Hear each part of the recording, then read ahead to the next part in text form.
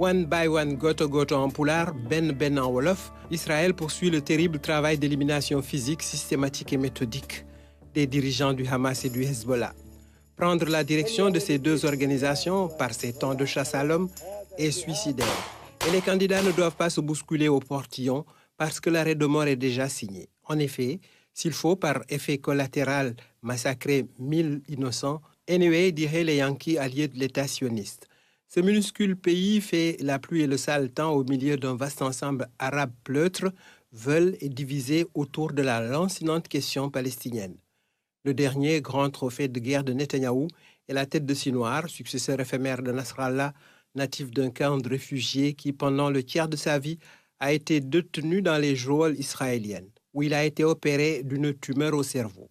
Il a payé de sa vie en direct devant les caméras impudiques d'un drone inquisiteur.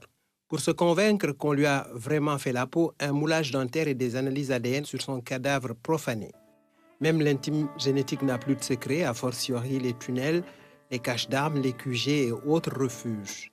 Et puis la stratégie d'infiltration et de trahison fonctionne dans un univers de misère et d'ambition.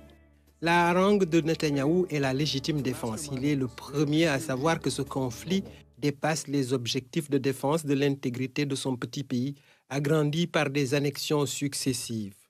Et le rêve de deux États devient de plus en plus chimérique. Bombarder des camps d'un peuple en errance, des écoles, des hôpitaux et des lieux de culte, voilà le scénario macabre qui se prolonge. Cette option est en opposition de phase avec la libération des otages, dont un nombre indéterminé a pu périr d'actions fratricides aveugles. Après, on pourra imputer leur disparition aux terroristes.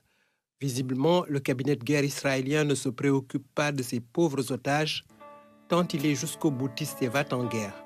Le Liban, puis l'Iran, simple question de temps, c'est écrit.